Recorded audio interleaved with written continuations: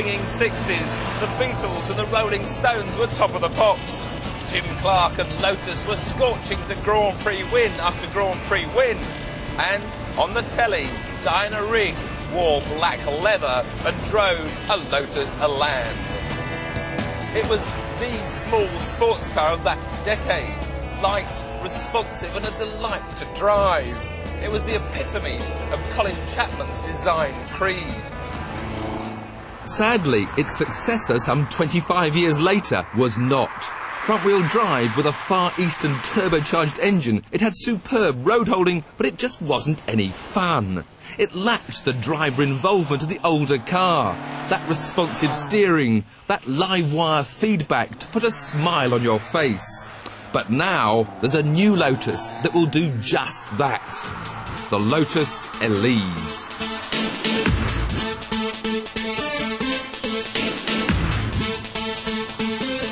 The Elise was named after the granddaughter of Romano Artioli, chairman of the Bugatti Group, which owns Lotus, and fits neatly into the E-theme of all Lotus names from the first Elite to the Esprit. Both Lotus and Bugatti have seen hard times lately, and money to develop the new sports car and the V8 version of the ageing Esprit was hard to find. The company has a lot resting on this little roadster, and on looks alone, I think they're on to a winner. Even standing still, the Elise is a stunner. Styled in-house by designer Julian Thompson, it's easy to spot cues from other sports cars in amongst its curves. The grille from the Lotus Elite, the vents from the GT40, side intakes that could have been penned by Bertoni. The whole shape is so much tauter than the flabby MGF. Getting in requires a bit more athleticism than most. And once you drop into the slither of leather that they call a driving seat, you realise just how Spartan the interior is. There's no carpets, no electric windows, and no radio cassette. Which is probably a good thing because there's nowhere to put your cassettes. Indeed, the interior is so Spartan that the passenger seat doesn't even move, and the only gesture towards any sort of luxury is this little pump-up lumbar support.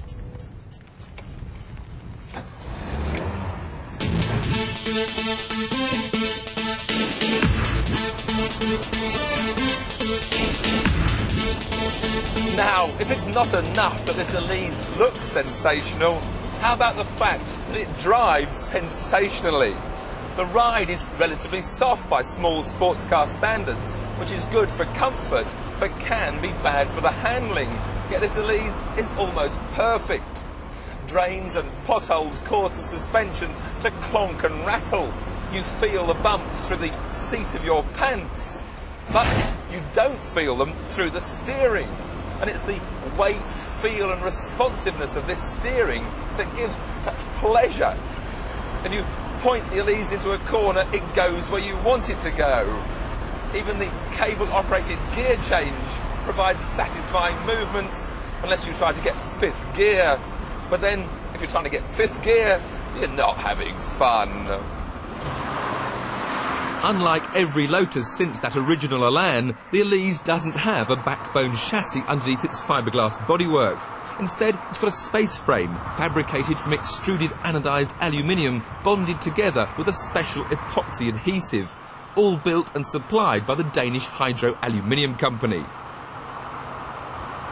All up, the car weighs only about 700 kilograms, so even the meagre 118 horsepower supplied by the mid-mounted Rover K-Series engine is enough to get you from 0 to 60 in 5.5 seconds. The driving position is perfect, the instrumentation simple and effective. For me though, it is a shame that the interior specification is so minimalistic. Oh yes, and the fact that the Elise has got a hood from hell. The changing North Yorkshire weather gave us plenty of opportunity to curse the Elise's hood. It's as if the designers couldn't decide which kind of fastenings to use, so they used them all.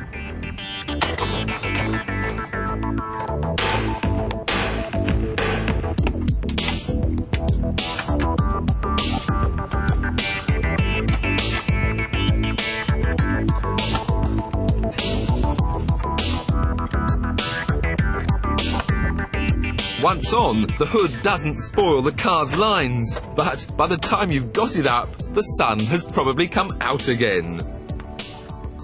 Allowing us to look at some of the Elise's cleverer features, like a nose which acts as a spoiler with air ducted from the grille through the radiator and out of the two vents in the bonnet.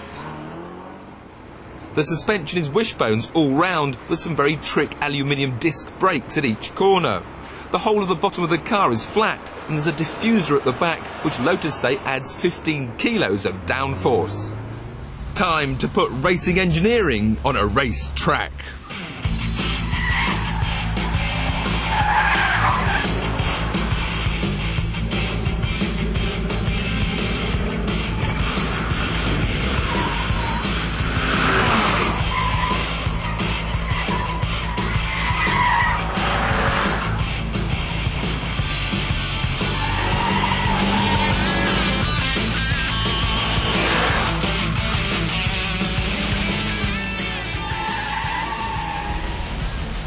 Of course, you really need to get onto a private track to push the Elise right to its limits.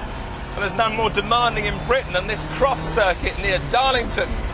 Only now can I really push the Elise on into the corners. And that wonderfully responsive steering now comes even more alive. And I can feel the body roll. The soft suspension allows quite a bit of initial roll, but then the car takes a set and responds beautifully. Unlike the more recent Elan, which was such a disappointment because it cornered as if on rails, this little Elise can be quite frisky. The Elise has mild understeer as a basic setup, but push the car into a corner quickly or lift off suddenly in the middle of a bend, then there is oversteer aplenty to play with.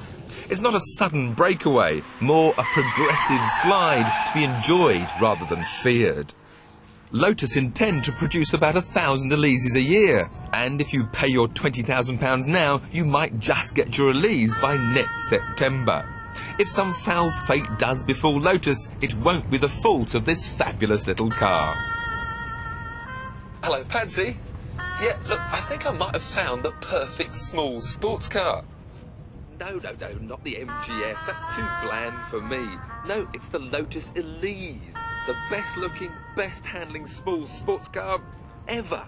Anyway, look, I'm just calling to say the traffic around here is simply awful, so it looks like I'm going to be late. Couple of days?